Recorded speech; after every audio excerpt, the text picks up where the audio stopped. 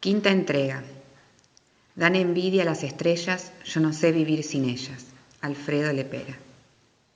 El ya mencionado jueves 23 de abril de 1937, María Mabel Sáenz, conocida por todos como Mabel, abrió los ojos a las 7 de la mañana cuando su reloj despertador de marca suiza sonó la alarma. No pudo mantenerlos abiertos y volvió a quedarse dormida. A las 7:15 la cocinera golpeó a su puerta y le dijo que el desayuno estaba servido. Mabel sentía todos los nervios de su cuerpo adormecidos, entibiados, protegidos por vainas de miel o jalea. Los roces y los sonidos le llegaban amortiguados, el cráneo agradablemente hueco, lleno solo de aire tibio. El olfato estaba aguzado. Junto a la almohada de hilo blanco la nariz se estremeció en primer término. El olor a esencias de almendra, a rastros de brillantina en la almohada, y el olor pasó a estremecerle el pecho y se propagó hasta las extremidades. A las 7:25 tomó café con leche casi frío, sentada sola en el comedor. No quiso que la cocinera se lo recalentara. En cambio, ordenó tostadas recién hechas, crocantes, las untó con manteca. A las 7:46 entró a la escuela número 1, dependiente del Ministerio de Educación de la provincia de Buenos Aires. A las 7:55 sonó la campana para formar filas en el patio. Mabel se colocó al frente de la fila de alumnos de quinto grado División B. La directora de la escuela dijo: «Buenos días, niños». Los alumnos contestaron a coro: «Buenos días, señora directora». A las 8:01 sonó otra vez la campana y cada fila se dirigió a su aula. En la primera hora, Mabel tomó lección de historia. La campana del recreo sonó 3 veces, a las 9, a las 10 y a las 11. La campana de finalización de clases sonó exactamente a mediodía. Para entonces, Mabel había cumplido con su plan de la mañana: explicar nuevos problemas de interés, razón y capital. Evitar a carrera hasta su casa, los cuadernos encarpetados, corrigiendo los deberes en la misma clase, mientras los alumnos resolvían problemas suplementarios de aritmética en sus cuadernos borradores. Avisar en uno de los recreos a Celina, que tal vez iría después de almorzar a su casa, y evitar trato con los alumnos ya hombres que se sentaban al fondo de la clase. A las 12:20 llegó a su casa con mucho apetito. Su madre le preguntó si podía esperar hasta las 14 horas para almorzar junto con su padre y posiblemente con su novio Cecil, de vuelta del remate ganadero. Mabel tenía preparada la respuesta. La cocinera le hirvió separadamente algunos ravioles para servirlos con caldo de gallina. Su madre no la pudo acompañar porque debía bañarse y cambiarse de ropa.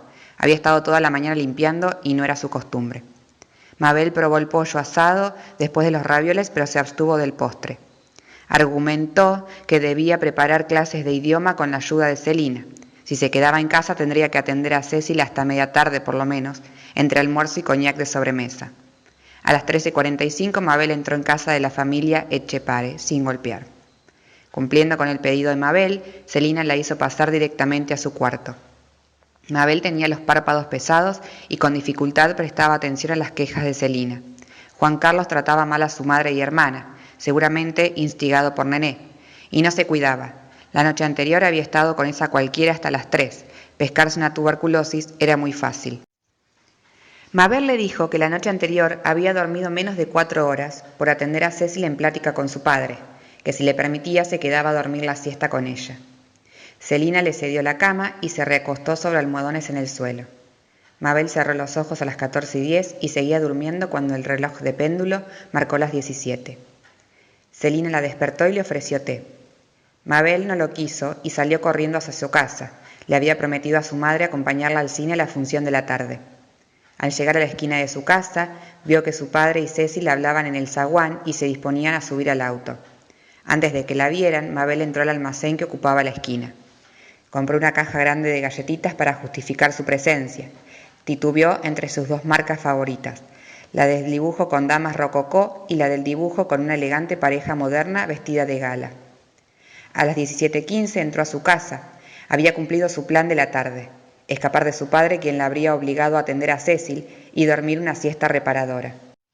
Pese al apuro, madre e hija abrieron la caja de galletitas, y a las 18:05 entraron al Cine Teatro Andaluz, único cinematógrafo del pueblo y administrado por la Sociedad Española de Socorros Mutuos.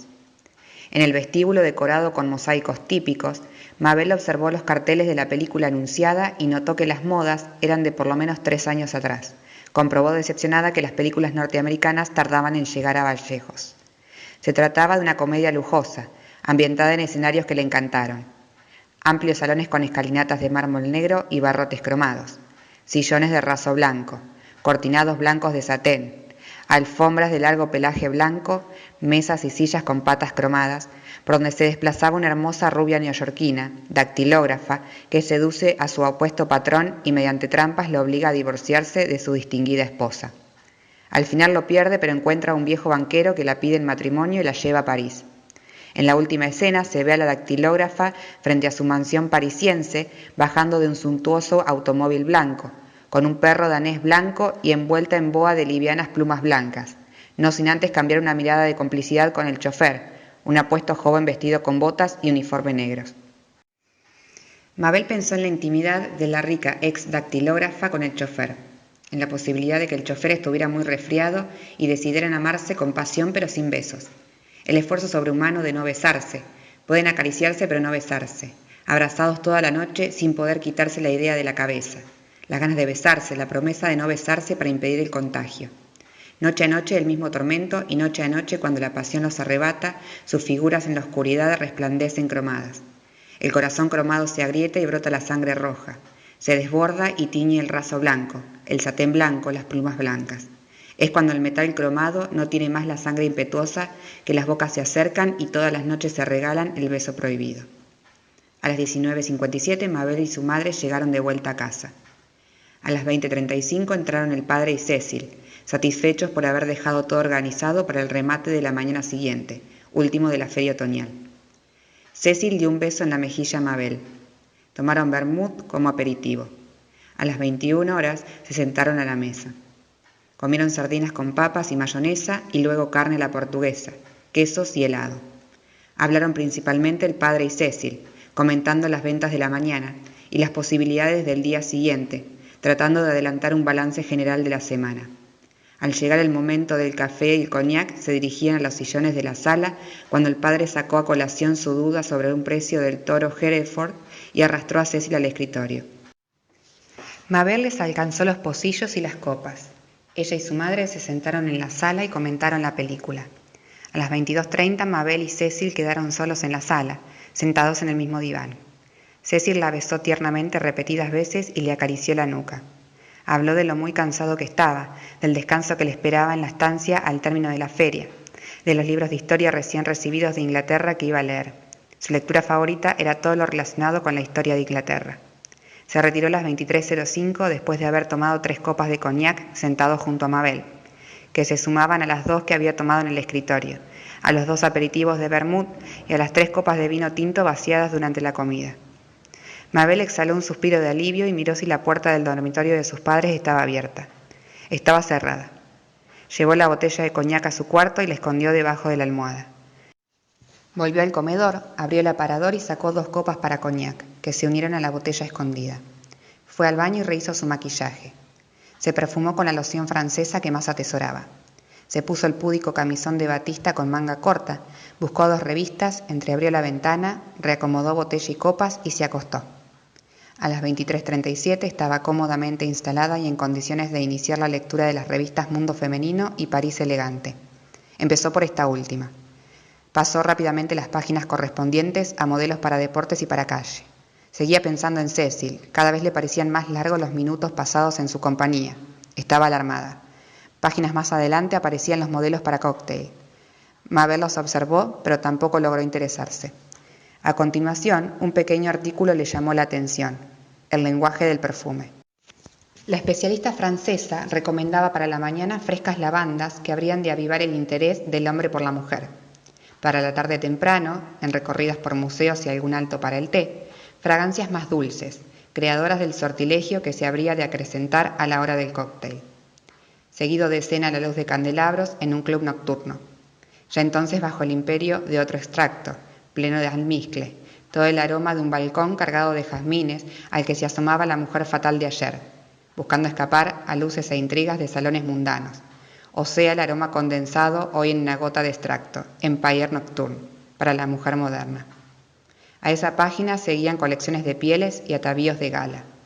Mabel se detuvo en un vestido largo hasta los pies, negro, con amplia falda bordeada de zorro plateado. Recordó que Cecil quería organizar en el futuro recepciones de etiqueta en su estancia. La culminación de esas páginas estaba constituida por un artículo sobre la armonización de pieles y joyas. Se recomendaban aguamarinas o amatistas para el bisón claro, para la chinchilla únicamente diamantes, y para el bisón marrón oscuro anillos y aros, preferiblemente cortados en gran rectángulo, de esmeraldas. Mabel leyó 2 veces el artículo. Decidió sacar el tema de las joyas un día delante de Cecil. Pensó en que Cecil no tenía hermana mujer y que la madre algún día moriría en la casa de Northumberland, Inglaterra. Miró el reloj despertador. Marcaba las 23:52. Apagó la luz, se levantó, abrió la ventana y miró en dirección a la higuera. El patio estaba sumido en una oscuridad casi total. El ya mencionado día jueves 23 de abril de 1937, Francisco Catalino Páez, conocido también como Pancho, se despertó a las 5:30 de la mañana como era su costumbre, aunque todavía no hubiese aclarado el día. No poseía reloj despertador. Había luna nueva y el cielo estaba negro. Al fondo del terreno en que se levantaba el rancho estaba la bomba hidráulica. Se mojó la cara y el pelo, se enjuagó la boca. Dormía sin camiseta porque le molestaba. El aire afuera estaba frío y entró al cuarto a ponerse el mameluco. En una cama grande dormían sus 2 hermanas. Arrinconado en el catre de lona dormía su hermano. La cama de Pancho tenía un elástico a resorte y colchón de estopa. El piso era de tierra, las paredes de adobe, el techo de chapas. En el otro cuarto que completaba la casa dormían sus padres con el hijo menor, de 7 años. Pancho era el mayor de los varones. La cocina estaba en construcción. Pancho la había empezado con materiales para edificación moderna, de segunda mano. Encendió el carbón del brasero y preparó mate cocido con leche. Buscó pan, no lo encontró. Despertó a la madre. Al fondo de una bolsa cargada de zapallos había 2 galletas escondidas para Pancho. Las galletas eran blancas, de harina y grasa. Los dientes de Pancho eran cuadrados y grandes, pero manchados, oscurecidos por el agua salada de la bomba. Pensó que Juan Carlos estaría recién en el primer sueño y podría seguir durmiendo hasta mediodía, pero no estaba sano y él sí. Pensó en la maestra que debía levantarse a las 7 sin haber dormido. Juan Carlos decía que era la más linda del pueblo, sobre todo en Maya, pero era morocha. La otra, sin embargo, era rubia y blanca. La madre le preguntó si las galletas no habían tomado olor a humedad. Pancho dijo que no y le miró la piel oscura de India, el pelo color tierra, lacio, rebelde, veteado de canas. Pancho desde el alambrado del club había visto a Mabel en Maya, pero era morocha. Las piernas de la otra eran blancas, iba a la tienda sin medias. Pancho pasó un peine grueso por su maraña de pelo negro rizado. El peine se atascaba. Su madre le dijo que tenía el pelo tupido como ella, como los criollos, y enrulado como su padre valenciano. Pero los ojos negros no podían ser heredados de los antepasados indios, sino de los moros que habían ocupado Valencia siglos atrás. La madre le pidió que contrajera los músculos del brazo y se los tocó. Su hijo no era muy alto, pero sí fuerte. La madre pensó, sin saber por qué, en los cachorros de oso de un circo que había pasado por Vallejos y le alcanzó otra taza de mate cocido con leche. Pancho pensó que Nené descansaba toda la noche, que su habitación estaba pegada a la de los padres y nadie podía entrar sin ser notado. Pancho pensó en las muchachas del bar Almacén La Criolla. Detrás de la bomba hidráulica, la cerca de estacas que separaba su terreno del vecino se veía desvencijada, negra de musgo. Pancho, sin saber por qué, buscó otra cosa que mirar. Por el este salía el sol. Había nubes rojas en lo alto, otras rosadas y otras amarillas más cerca del sol. Y por detrás el cielo amarillo, más arriba rosado, más arriba rojo, y el rancho cubría el horizonte opuesto, que todavía estaba negro, después azul, y cuando Pancho salió rumbo a la construcción de la comisaría nueva, un horizonte estaba celeste como el otro. Algunas vecinas de los rancheríos ya estaban levantadas. Barrían los patios, tomaban mate. La otra no tenía el pelo duro brotándole de la media frente. Su pelo era suave, rubio y de sorprendentes bucles naturales. No tenía vello en las mejillas, sobre el labio superior, en la barbilla. Su piel era blanca y lustrosa. No tenía el entrecejo unido de lechuza y el blanco del ojo amarillento. Las cejas eran apenas 2 hilos curvos, los ojos claros, celestes, y la nariz un poco aguileña, pero la boca rosada. No era de baja estatura, retacona, gruesa. Era alta como él. La cintura casi cabría entera en sus manos grandes de albañil. La cintura se ensanchaba hacia arriba y brotaba el busto blanco. Hacia abajo la cintura se ensanchaba en caderas y el pubis de las mujeres rubias ¿acaso no tenía vello? En La Criolla había una rubia teñida, pero su pubis era oscuro. Pancho, sin saber por qué, se imaginó a Nené dormida con las piernas entreabiertas, sin vello en el pubis, como una niñita, y a la tienda en verano iba sin medias. Nené no usaba alpargatas, sus pies estaban calzados en zapatos de taco alto. No transpiraba, no tenía que fregar como las sirvientas. Nené no era una india bruta, hablaba como un artista de la radio y al final de las palabras debidas no olvidaba de pronunciar las eses. A las 6:45 Pancho entró en la construcción.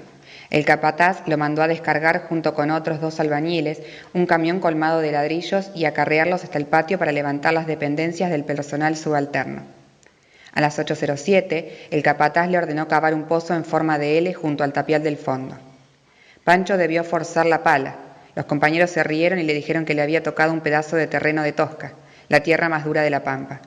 Las piernas blancas de Nené, los muslos oscuros de las muchachas de la criolla, el pubis negro de Mabel, el trasero oscuro de la rabadilla.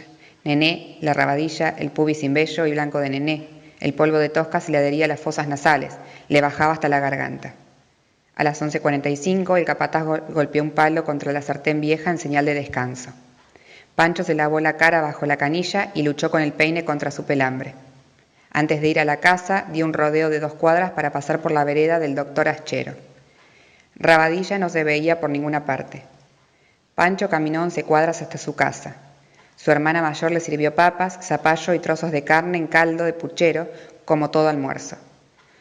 Pancho le preguntó cómo estaba su reumatismo, que cuando pudiera volver a trabajar debía avisarle.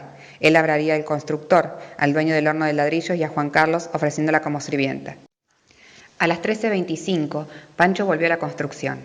El capataz no miró el reloj y lo mandó antes de hora a seguir con el pozo. Pancho no tenía reloj y obedeció. Estaba seguro de que no era la hora de empezar, pero tomó la pala y la clavó en la tosca. Pensó que el capataz había hablado bien de él delante del constructor y del comisario de policía.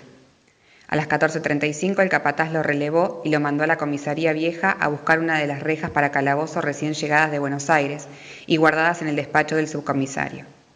Pancho tomó coraje y le habló a este último de su aspiración a entrar en la policía como suboficial. El funcionario le contestó que necesitaban muchachos forzudos como él, pero que debía contar con unos ahorros para el curso de 6 meses en la capital de la provincia. Pancho preguntó si había que pagar por el curso. El funcionario le aclaró que el curso era gratis y recibiría comida y techo durante los 6 meses sin sueldo, pero la comisaría de Vallejos podía mandar aspirantes si de la capital se lo permitían. Todo dependía de la capital. Pancho cargó la reja fingiendo no hacer esfuerzo. Temiendo que el subcomisario saliera a la vereda y lo mirase, cubrió la distancia de 2 cuadras sin detenerse a descansar. A las 16:32 recibió con alegría la visita de su amigo Juan Carlos. A las 16:45 el capataz dio otro golpe en la sartén. Pancho miró la cara de Juan Carlos, buscando signos de enfermedad y signos de recuperación.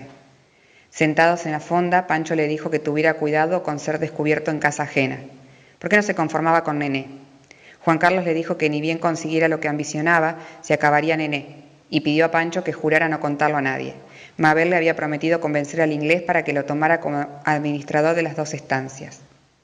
Juan Carlos añadió que un dueño solo no puede estar en 2 estancias a la vez, y el administrador es como si fuera dueño de una de las 2. Pancho le preguntó si seguiría con Nené en caso de conseguir ese trabajo. Juan Carlos contestó que esa pregunta la hacía porque no sabía nada de mujeres. Pancho quería aprender, pero fingió burlarse. Juan Carlos dijo que Nené era igual a todas. Si la trataban bien se envalentonaba, si la trataban mal marchaba derecha. Lo importante era que Mabel sintiera celos y no se olvidara del favor que debía hacerle. A las 18:23, Pancho se lavó en el rancho debajo del chorro de agua fría de la bomba. A las 19:05, su madre y su hermana mayor entraron a paso lento y dificultoso. Su hermana había sentido la cintura muy dolorida esa tarde y ambas habían ido hasta el hospital a pedir algún remedio. El médico les había repetido que era un reumatismo proveniente de los 5 años trabajando como lavandera, con los brazos sumergidos en el agua fría, que podía volver a trabajar pero no como lavandera y que se mojara lo menos posible. A las 20:05 ya estaba caliente el puchero del mediodía y comieron todos juntos. Pancho no habló casi y a las 20:30 salió caminando despacio rumbo al centro del pueblo. En el bar de la fonda estarían sus compañeros de la construcción. Pensó en la inconveniencia de que funcionarios de la policía lo vieran en la fonda. Pensó en la conveniencia de que lo vieran paseando con Juan Carlos, empleado de la intendencia. De la quinta del pollero italiano salía una muchacha cargando 2 pollos pelados. Era Rabadilla. Caminó más rápido y la alcanzó disimuladamente. Caminaban casi a la par. Pancho dijo respetuosamente buenas noches. Rabadilla contestó lo mismo. Pancho le preguntó cuánto cobraba los pollos del italiano. Rabadilla contestó en voz baja y agregó que debía caminar más rápido, pues la esperaba su patrona. Pancho le pidió si le permitía acompañarla hasta la esquina del colegio de hermanas. Rabadilla dijo entrecortada que sí y después que no. Pancho la acompañó y se enteró de que el domingo a la tarde Rabadilla iría a las romerías al aire libre que se realizarían en el Prado Gallego, celebrando el cierre de la temporada. Cumpliendo la orden de su amigo, Pancho le aconsejó cambiar de patrones, ir a casa de Sáenz. Raba contestó que no estaría bien abandonar a su patrona. En la esquina del colegio de hermanas, Pancho pensó en la posibilidad de caminar los 3 kilómetros de Yuyos hasta el bar Almacén La Criolla.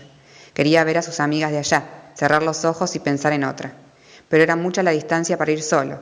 Con Juan Carlos sí se hubiese animado. No era el dinero lo que le faltaba, como había mentido a su amigo. Recogió del suelo una rama podada de eucaliptus. Era flexible. Tomándola por los dos extremos, Pancho la arqueó levemente. La fibra cedía. Pancho aumentó la presión. La fibra cedía, pero empezaba a crujir. La rama no era áspera como los ladrillos. Era suave. Además, no era pesada como la reja del subcomisario. Era liviana. La rama había perdido la corteza marrón y su lisa superficie lucía verde clara. Pancho aumentó la presión de sus brazos. La fibra crujía. Pancho aflojó levemente el arco y después volvió a presionar con decisión. La fibra crujió una vez más y se partió. A las 21:47 Pancho volvió a su casa.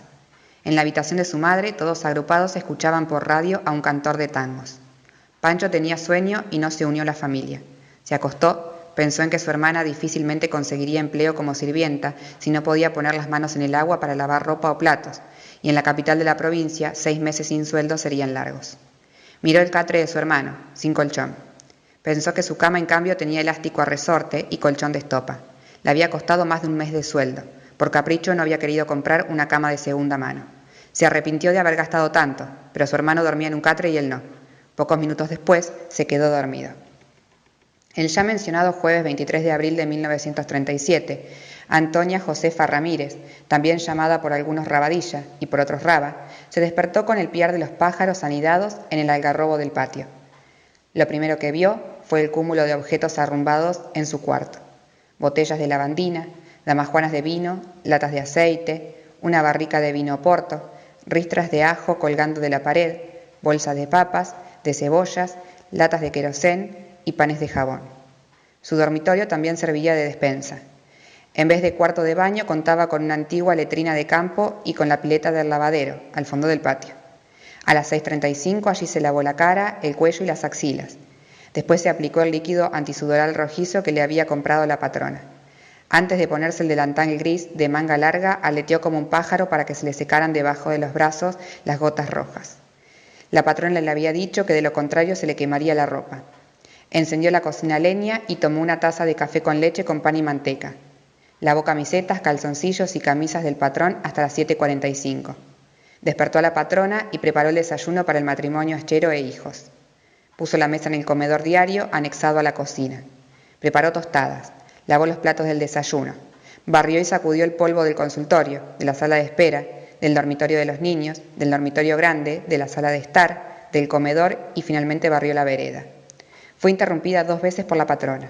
Debió ir a la carnicería a retirar el pedido hecho por teléfono y al almacén a buscar queso de rallar.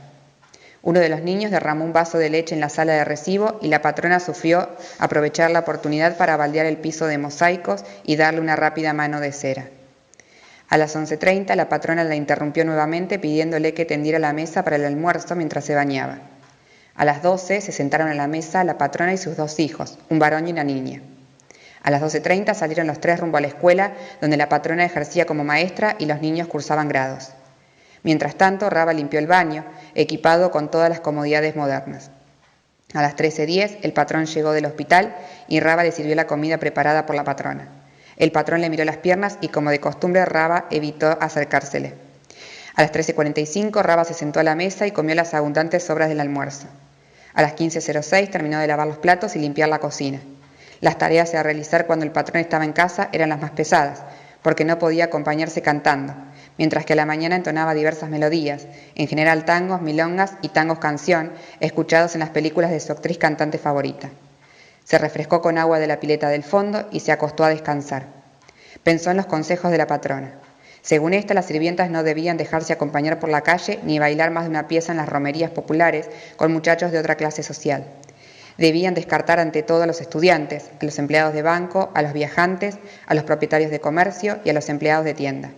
Se sabía que la costumbre de ellos era noviar con chicas de familia, haciéndose los santitos, Raba, para después en la oscuridad tratar de seducir a las sirvientas, las más vulnerables a causa de su ignorancia. La señora Aschero olvidó incluir en la lista a los hombres casados. Le recomendaba en cambio a cualquier muchacho bueno trabajador, palabras con las que designaba a los obreros de toda índole. Raba pensó en la película argentina que había visto el viernes anterior, con su actriz cantante favorita, la historia de una sirvienta de pensión que se enamora de un pensionista estudiante de abogacía. ¿Cómo había logrado que él se enamorase de ella? La muchacha había sufrido mucho para conseguirlo y Raba se dio cuenta de algo muy importante. La muchacha nunca se había propuesto enamorarlo. Él había empezado a quererla porque la veía buena y sacrificada, al extremo de pasar por madre del bebé de otra chica soltera, hija de la dueña de la pensión. Más tarde el estudiante se recibía de abogado y la defendía ante la justicia, pues la muchacha quería quedarse con el bebé ajeno, ya encariñada como madre, pero al final todo se arreglaba. Raba decidió que si alguien de otra clase social, superior, un día le proponía matrimonio, ella no iba a ser tonta y rechazarlo, pero tampoco sería ella quien lo provocase. Además, había muchos muchachos buenos y trabajadores que le gustaban. Minguito el repartidor de pan, Aurelio el paisano, Pancho el albañil, Chiche el diariero. Pero al día siguiente tal vez no podría ir a la acostumbrada función de cine en viernes populares, porque los patrones tenían invitados a cenar. Raba, sin saber por qué, tomó una alpargata del suelo y la arrojó con fuerza contra una estantería. Una botella de lavandina cayó y se rompió. Raba recogió los pedazos, secó el piso y volvió a la cama. A las 16 horas se levantó y puso la mesa para la merienda de la patrona y los niños. Llamó a la señora de edad que ayudaba como enfermera al patrón y le ofreció la taza de té habitual. A las 17:28 terminó de lavar los platos de la merienda y cruzó a la rienda el barato argentino para retirar los repasadores encargados por la patrona. Nené le preguntó cómo la trataba la enfermera nueva. Habían cambiado ya 3 desde su partida. Raba pensó en su viejo banco de escuela. Se sentaba en la cuarta fila con la actual sirvienta del intendente municipal. En la segunda fila Nené con Kela Rodríguez. En la primera fila Mabel Sáez y Celina Echepare. Mabel y Kela ya se estaban por casar. ¿El hermano de Celina se casaría con Nené a pesar del enredo con Aschero? Antes Nené le daba los vestidos viejos. ¿Cuántas personas en Vallejo sabían lo ocurrido? Raba pensó en pedirle a Nené alguna otra prenda vieja. Nené le había dado tantas cosas usadas bonitas y como pago acaso ella se había portado bien, pero Celina le había prometido recomendarla a la madre de Mabel para que la tomara como mucama. Ya tenían cocinera y trabajaría menos, y no estaría el doctor Aschero mirándole las piernas. Sonaba la campana del recreo y corrían Mabel, Celina y Nené a saltar con la cuerda. 1, 2, 3, 4, 100 saltos hasta el otro toque de la campana. Nené le hizo el paquete de repasadores y la miró, pero no hablaron como antes. Sí, Nené la había recomendado en casa de Aschero. La habían tomado como sirvienta gracias a la enfermera, gracias a Nené, gracias a su compañera de escuela. También varias prendas usadas de regalo, un pullover, un vestido, un tapado, zapatos, cuando Nené trabajaba con el doctor Aschero. Raba salió de la tienda sin pedirle ropa vieja a la empaquetadora. A las 17:50 empezó a planchar las camisas lavadas esa mañana. A las 19:53 puso la mesa para la cena preparada por la patrona. A las 20:21 fue a la quinta del pollero a retirar los pollos que le mandaban de regalo al patrón. A las 20:40 Pancho el albañil se le acercó y le habló. Raba trató de ocultar su entusiasmo. Pancho tenía una camisa de mangas cortas de donde salían 2 brazos musculosos cubiertos de espeso vello. El cuello de la camisa estaba abierto y se entreveía el pecho cubierto del mismo vello. Raba, sin saber por qué, pensó en un gorila temible, con las cejas tupidas pero bien delineadas, las pestañas arqueadas y el bigote cubriendo en parte la boca grande. La patrona no se enojaría al verla bailar con él en las romerías. Raba caminaba al lado del albañil, se retocaba el peinado de tanto en tanto. El pelo le nacía a Raba de la media frente, lacio, tupido y color tierra. A las 20:52 pasó sola por el Cine Teatro Andaluz. Se anunciaba para el día siguiente en Viernes Populares una película argentina cómica. A pesar de que no dieran una película con su actriz cantante favorita, lo mismo asistiría a la función con la sirvienta del intendente municipal, como todos los viernes. 5 centavos las damas y 10 los caballeros. Pero ¿y si los invitados a cenar se retrasaban y ella no podía ir al cine? Ya no le importaba casi. ¿Y la salida del domingo? En las romerías estaría Pancho, quien ya le había manifestado su deseo de bailar alguna pieza con ella. Raba pensó, sin saber por qué, en los pájaros del algarrobo del patio. Ya estarían acurrucados en sus nidos, bien abrigados uno contra otro. Sintió deseos de estar ya en su cama bien abrigada. Una noche de frío había entrado la patrona a su cuarto a buscar vino porto de la barrica para convidar amigos del marido, y al ver a Raba acostada la patrona le había preguntado si necesitaba otra frazada. Raba sintió deseos de estar en su cama bien abrigada. Si entraba la patrona a su cuarto, le contaría el encuentro con Pancho. A las 21:20 se sentó a comer las sobras de la cena. A las 22:15 terminó de lavar los platos y la cocina. Raba pensó en que el día había sido liviano, sin cortinados que lavar o pisos de madera que rasquetear. A las 22:25 su patrón le pidió que le fuera a comprar un atado de cigarrillos al bar.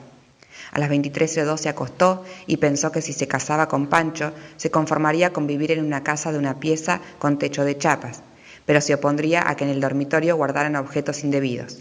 Le exigiría a Pancho que construyera por lo menos un alero para guardar botellas de lavandina, damajuanas, barricas, bolsas de papas, ristras de ajo y latas de querosén. De repente recordó que Pancho era amigo del hermano de Celina, y el hermano de Celina noviaba con Nené. Pensó que se había portado mal con Nené, no había cumplido su promesa. Raba juntó las manos y pidió perdón a Dios. Recordó las palabras de Nené: si me haces una mala pasada, Dios te va a castigar.